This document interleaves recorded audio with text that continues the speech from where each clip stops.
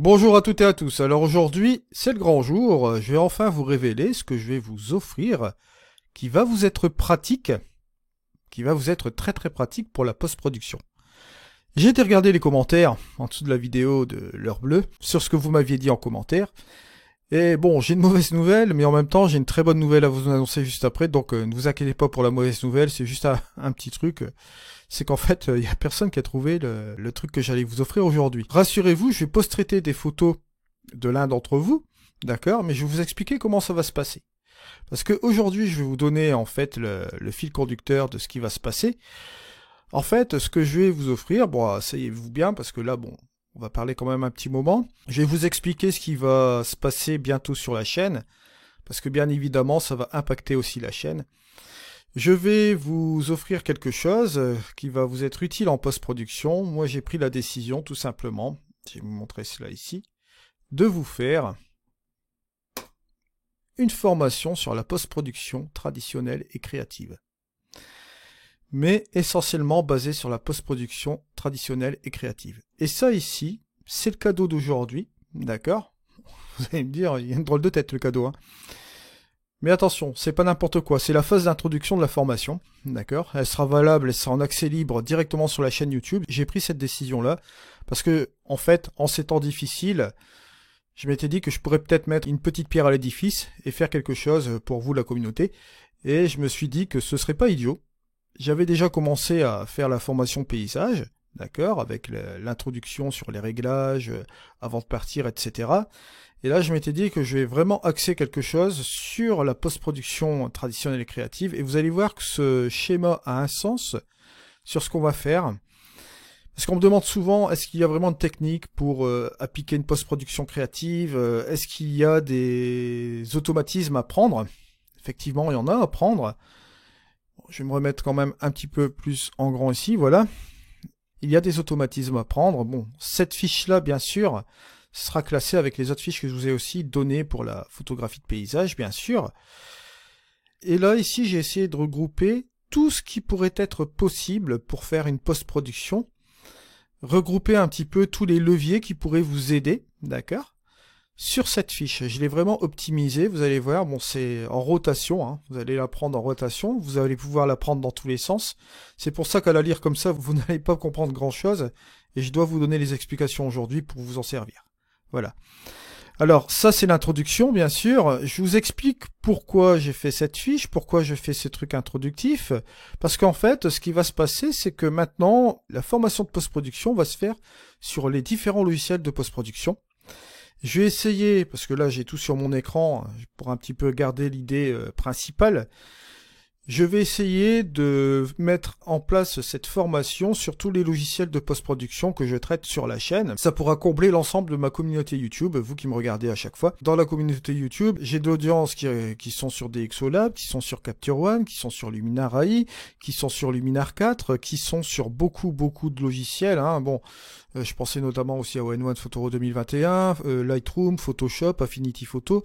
Parce que bon, je vais quand même faire un petit peu de manipulation aussi d'image. Je continue aussi l'Affinity Photo. On va faire aussi un petit peu de Photoshop.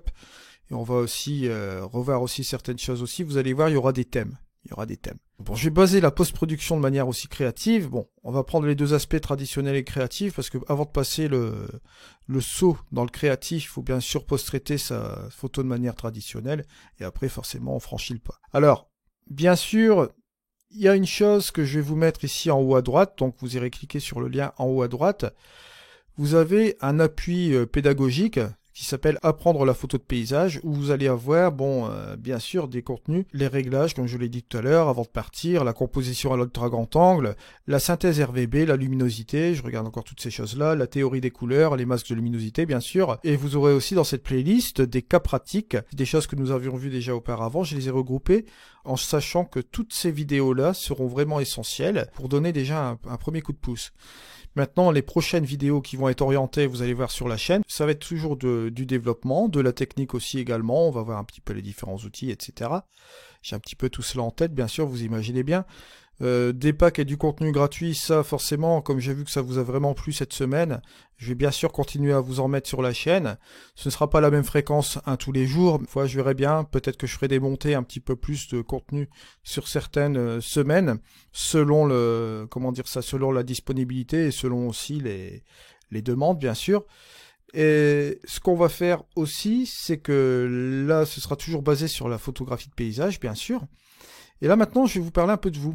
Parce que, en fait, ce qui va se passer, c'est que là, j'ai des slots vides où je vais pouvoir post-traiter des photos de mon audience, donc vous. J'ai décidé de post-traiter 2 photos le 28 mars, donc dimanche prochain, 2 photos le 4 avril, 2 photos le 11 avril, 2 photos le 18 avril, et je regarde encore ici sur le côté, ce sera 2 photos aussi également le 25 avril, ce qui veut dire que ce sera 2 personnes différentes à chaque fois. Donc j'ai décidé de faire passer 10 personnes chaque dimanche. Donc bien sûr la première vidéo sera programmée pour ce dimanche 28 mars, et la dernière bien sûr prendra fin le 25 avril, donc ce sera le 28 mars, 4 avril, 11 avril, 18 avril et 25 avril. Comment ça va se passer? Vous allez devoir me fournir un fichier RAW, d'accord, via Google Drive pour me faire parvenir votre fichier RAW, bien sûr. J'ai une petite exigence quand même, c'est que ce fichier RAW soit quand même propre. Veillez à ce que la mise au point soit correctement faite, et veillez aussi, au niveau de l'exposition, c'est pas vraiment un problème, vous jouez avec la dynamique de votre capteur. Vous pouvez avoir une exposition qui ne vont pas trop dans les ombres, au point de donner du bruit au niveau de votre fichier numérique, d'accord? Et ne cramez pas surtout votre lumière. Donc un fichier qui soit correctement, on va dire, exposé plus ou moins, même s'il est sous-exposé un peu, si vous shootez dans le contre-jour en plein coucher de soleil par exemple, un cas comme celui-ci, là bien sûr, au niveau de la dynamique du capteur, je me doute bien que vous allez devoir sous-exposer à cause des hautes lumières. Donc ça, je suis au courant de là-dessus aussi. Donc ce sera du fichier RAW. Soignez quand même un petit peu votre composition, un minimum de composition. Bon, il y a des exemples de composition dans la playlist que je vous propose, donc ça va vous permettre aussi de vous aider, de regarder un petit peu cela. Et bien sûr, là, au niveau de photos de paysage, je comprends beaucoup de choses. Ça peut être un parc, une campagne, la mer, hein, ça peut être aussi une photo de paysage marin. Un paysage même avec un château, hein, que vous voyez un château, un petit truc, comment dire ça, un petit truc d'architecture, ça peut marcher aussi, mais bon, qui soit comblé quand même avec le paysage, qui soit entouré par exemple de verdure, avec un arbre, etc. Bon, un parc ça peut marcher aussi, comme je vous l'ai dit aussi. Vous voyez un petit peu toutes ces choses-là, donc vous avez cette possibilité-là, si vous restez dans une ville ou bien quoi, vous avez un parc à côté, etc. Où vous avez déjà shooté des photos auparavant, dans des autres endroits un petit peu plus sauvages, etc. Donc, veillez à faire attention à cela. Il faudra faire transférer, bien sûr, vos fichiers par Google Drive pour pouvoir avoir les fichiers RAW. Vous indiquerez votre nom, votre prénom, bien sûr. Vous mettez dans les commentaires déjà ceux qui veulent participer. D'accord. Alors pour ceux qui veulent participer, bien sûr, là vous mettez dans la section commentaires ceux qui sont intéressés. Je repense notamment à ceux qui avaient participé à la fois dernière. Si vous voulez vraiment participer à ce truc-là, vous pouvez toujours demander. En fonction des commentaires en dessous, juste ici, je vais essayer de booker les 10 personnes. Donc on va essayer de le faire en une fois. Si vous êtes intéressé, mettez-vous dans les commentaires juste en dessous et je vous donnerai la procédure à suivre dans les commentaires bien sûr. Donc n'hésitez pas à mettre un commentaire en dessous si vous souhaitez participer. Dès que c'est complet, de toute façon, dès que j'ai mes 10 personnes, dès qu'ils m'auront envoyé la photo, etc., l'adresse indiquée, je rentrerai en communication avec eux dans les commentaires ici, section YouTube. Là, à ce moment-là, je dirai dans la prochaine vidéo que c'est terminé, que c'est booké, et là, on commencera à travailler là-dessus, sur chaque dimanche, une session où je posterai ces photos.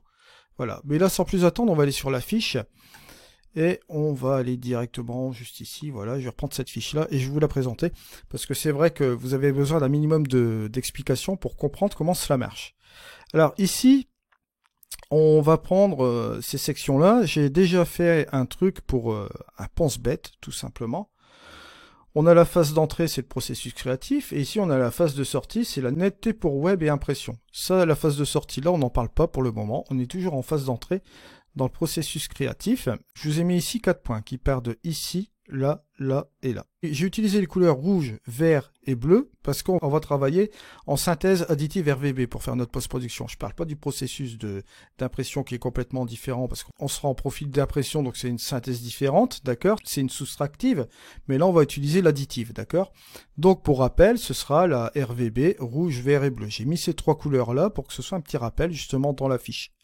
Alors, Ici, comme vous voyez, dans cette espèce d'ovale, que voyez-vous? Vous voyez qu'il y a du texte qui est affiché ici, sous forme de chiffres, 1, 2, d'accord, 3, 4, après on reprend ici, 5, d'accord, 6, 7. Il y a 7 points. À l'intérieur, vous avez 4 points. Et ici, vous avez deux choses, vous avez le choix du profil ICC et LUT. On va commencer par le point numéro 1. Point numéro 1, c'est la mise en place du projet créatif. Ça va comprendre quoi? C'est tout simple, la correction d'optique ainsi que l'aberration chromatique, la balance des blancs et le recadrage. Je m'explique. Ça, c'est la mise en place où on va un petit peu intégrer ce qu'on va faire, on va placer notre fichier pour notre projet créatif. On va planter un petit peu les clous. Alors, la première chose qu'on va faire, c'est la correction d'optique et l'aberration chromatique. Si ça se fait pas dans votre boîtier, parce que maintenant vous avez des mirrorless, type les Fuji qui le font directement dans le boîtier par exemple, si vous allez dans Lightroom par exemple, il vous met un petit message d'information que le profil a été appliqué. Ok? Donc ça, veillez bien à cela si votre APN le fait directement à partir du boîtier. Ensuite, vous avez la balance des blancs. Franchement, la balance des blancs, c'est ça qui va nous permettre de nous poser dans la post-production créative. Pourquoi? Parce que vous allez devoir déterminer la température en Kelvin et la teinte, bien sûr, juste en dessous. Vous avez bleu et une couleur plus ou moins jaune pour la température, d'accord? Ce qui vous permet un petit peu de refroidir ou réchauffer votre scène. Ça, faut bien le garder à l'esprit. Refroidir ou réchauffer votre scène. Ça va interagir sur les différents types de photographie que vous allez utiliser. Soit une heure dorée, soit une heure bleue, soit un coucher de soleil, soit bien sûr une photo de mauvais temps. Parce que ça existe aussi forcément. Et donc la balance des blancs va avoir un rôle très important. Soit vous allez la neutraliser, faire une balance des blancs traditionnelle sans passer par la créativité, ou c'est le premier processus de créativité, où là vous allez jouer avec la balance des blancs et faire quelque chose d'assez particulier, c'est-à-dire soit la réchauffer, la refroidir, et jouer avec la teinte qui va permettre d'injecter quelque chose d'assez particulier au niveau de la couleur de votre image, bien sûr. Ensuite, j'ai parlé du recadrage. Le recadrage, c'est vrai, vous gardez soit le cadrage original que vous avez composé sur votre scène, à la prise de vue, bien sûr, ou vous le revoyez, vous essayez de chasser des choses dans votre cadrage qui vous gênent, essayez de voir quelque chose qui pourra améliorer aussi votre photo, pourquoi pas. Et cette phase de recadrage-là, on va la trouver aussi à la fin, je vous expliquerai pourquoi après. Bien sûr, j'ai mis le choix du profil ICC de votre caméra, ou bien une LUT en insertion. On peut le mettre soit en entrée, soit en sortie, juste ici, vous voyez. Pourquoi j'ai fait cela? Bien sûr, parce que justement, ça va dépendre de pas mal de critères. La LUT, par exemple, on va prendre l'exemple de la LUT, on peut l'intégrer directement en entrée, et on peut simplement faire notre post-traitement en même temps, d'accord? Faire le post-traitement en fonction de cette LUT-là et faire ses rectifications, ou on peut la faire aussi en sortie, après avoir fait forcément toutes les modifications inimaginables, et pourquoi pas injecter quelque chose de final avec cette LUT. Le profil ICC de la caméra, ça, généralement, on le fait quasiment au début. On va le sélectionner par rapport à notre caméra, ou bien un profil colorimétrique, bien sûr. Ou soit on peut aussi le faire à la fin, le changer, si on décide de le changer. Donc, c'est pas une fin en soi avec ce profil. Bon, il sert en entrée, mais il peut servir aussi en sortie. Ça, il faut bien le garder à l'esprit. Deuxième point, ici, les projets créatifs et tonalités. Et là, je reprends la suite. Regardez, point 3. Analyse, histogramme, 4, exposition. Bon. L'analyse de l'histogramme, c'est pas compliqué, vous allez avoir une importance d'analyse sur cet histogramme. Je reviendrai bien sûr cette semaine avec les tutos, vous allez comprendre pourquoi je parle de tout ça aujourd'hui. Ça vous renvoie quand même l'aspect de votre image. C'est grâce à cet outil que vous allez pouvoir distribuer toutes les tonalités. C'est grâce à cet outil également que vous allez pouvoir exposer à votre convenance. À votre convenance, je dis bien. Pourquoi? Parce que le choix de l'exposition, c'est vous qui l'a fait. Bien sûr, dans une photo, on va dire traditionnelle en lumière dure, on sait plus ou moins, bon, l'exposition, comment il faut l'exposer, la photo, etc.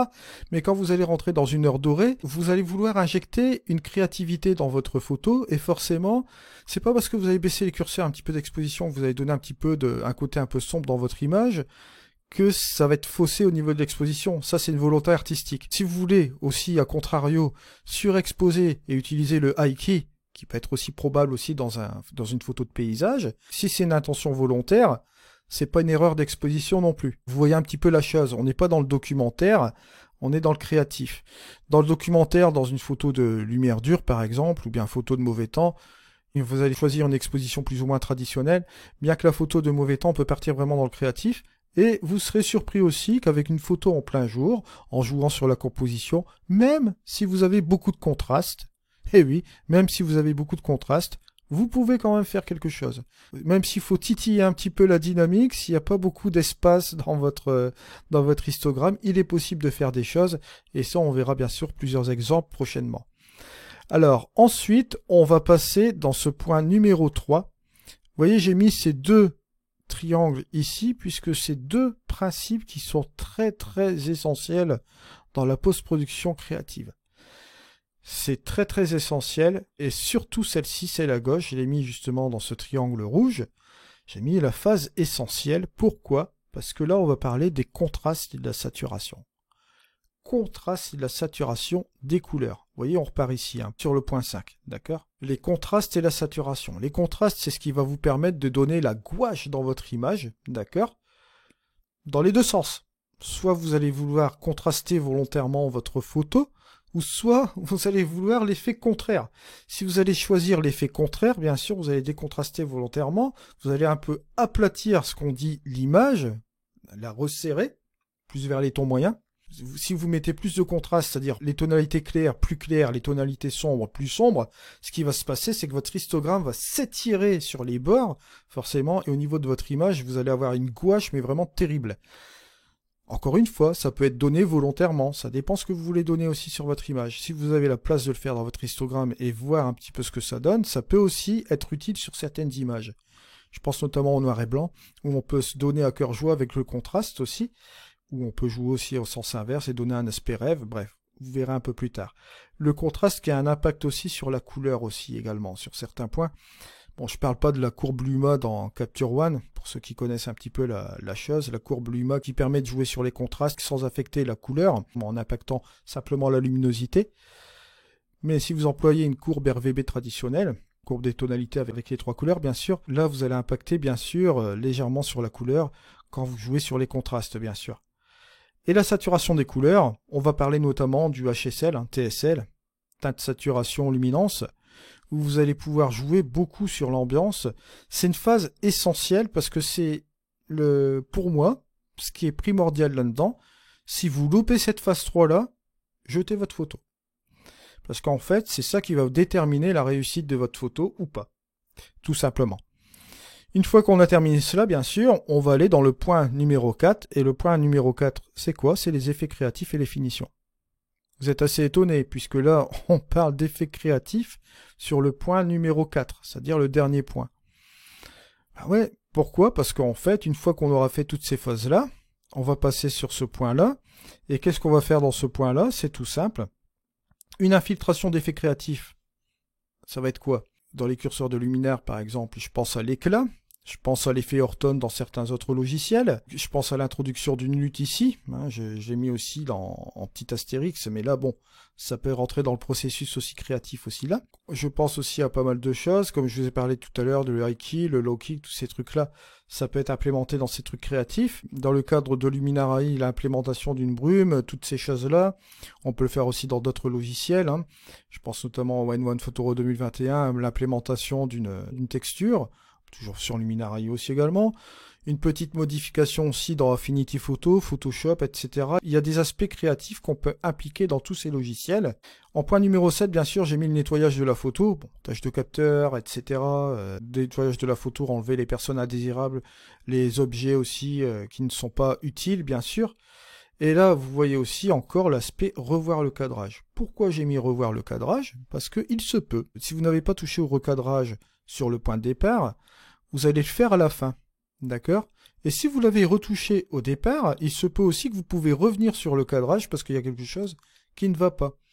Donc forcément, la phase de recadrage peut intervenir au départ ou aussi sur la fin. Il n'y a pas de borne justement dans la post-production. Et c'est pour ça que là, je vous ai montré un exemple comme ceci, mais rien n'empêche aussi de passer sur d'autres choses. Et je vous ai dit aussi tout à l'heure, il n'y a pas vraiment d'ordre logique. J'ai mis ces flèches-là, comme vous le voyez ici. Lorsque vous allez avancer dans les techniques de post-production, vous allez voir une image, vous allez l'entrer. Vous allez vous dire, bon, vous allez regarder l'histogramme, vous allez voir la répartition des tonalités, l'affectation des couleurs à certaines parties de l'histogramme. Lorsque vous allez lire l'histogramme, vous vous dites, ouais, ça va, je sais ce que je dois faire, je dois, bon, corriger un petit peu les couleurs vite fait, je dois dégager un petit peu le peu d'ombre qui est là. Là, ce n'est pas nécessaire que je dégage encore les ombres en premier lieu, je vais d'abord passer par un processus, par la couleur, ou bien par un processus créatif, et après, je vais sauter toutes les étapes, et je vais voir ce que je vais faire aussi après. Ça peut être probable aussi, ça peut se faire. Je suis désolé de le dire parce que bon, en post-production, on vous dit toujours faites ça, faites ça, faites ça, faites ça, qui pourra vous être utile, bien sûr, mais vous allez voir qu'au fil des temps, quand vous allez avoir de l'automatisme dans votre post-production, il sera possible de commencer aussi avec un traitement à l'envers. Ça, j'en parlerai un petit peu plus tard. C'est vaste. En post-production, en fait, gardez quand même à l'esprit ce truc-là. Il n'y a pas de science infuse, d'accord ? Ici, c'est un point de départ que je vous donne parce que, bon, grâce à ce point de départ-là, ça va nous permettre d'avancer sur quelque chose sur les prochains tutos. Et vous allez voir qu'après, je vous mettrai aussi d'autres fiches qui vont vous permettre de casser les murs du processus créatif. Le processus créatif, il va venir en fonction des images que vous allez avoir en face de vous. C'est-à-dire, vous allez avoir une photo, elle va vous inspirer plus qu'une autre. Donc, si elle vous inspire plus qu'une autre, vous allez faire des trucs. Je pense aussi à l'infiltration d'effets créatifs. Je pense aussi au dodge and burn. Faut pas oublier le dodge and burn aussi également. Ça peut être un processus. On peut l'inclure dans certaines photos. Et dans certaines photos, vous allez voir, c'est pas nécessaire de le mettre aussi le dodge and burn. Par exemple, le post-traitement d'hier, avec le post-traitement un peu vintage avec les bateaux, je vous renvoie sur la vidéo et sur le tuto. Pour ceux qui ont suivi, vous avez vu qu'à la fin, je n'ai pas fait de dodge and burn. J'ai simplement joué avec quelques outils que j'avais dans Luminar AI. Ça l'a fait sur ce style d'image. J'ai pas eu besoin de rajouter du dodge and burn. Bon, bien évidemment, cette fiche-là, vous allez la trouver sur mon site internet. Je vais le mettre, bon, volontairement, toujours dans les packs. Ça, vous le savez déjà, hein. Et là, on va aller directement sur la fin. Bon, là, vous voyez, c'est la dernière chose qui est ici. Vous avez tous ces packs qui sont là à télécharger avec le bouton gris. Je vais le mettre juste en dessous. Au moment où je vous parle, bien sûr, ce pack n'est pas présent. N'hésitez pas, bien sûr, à vous abonner si vous n'êtes pas abonné pour avoir de la proximité, pour communiquer ensemble pour les prochaines vidéos qui vont venir, puisque là, vous allez être amené à participer sur pas mal de projets. N'hésitez pas, bien sûr, à partager cette vidéo si vous connaissez des personnes qui leur seraient utiles à suivre ce type de formation. Et comme je vous le dis encore une fois, en ces temps difficiles, ça va nous permettre un petit peu de nous changer tous un peu les idées. Je vous remercie en tout cas de m'avoir suivi. On se retrouve demain dans une nouvelle vidéo. C'était Eddy. Allez, ciao.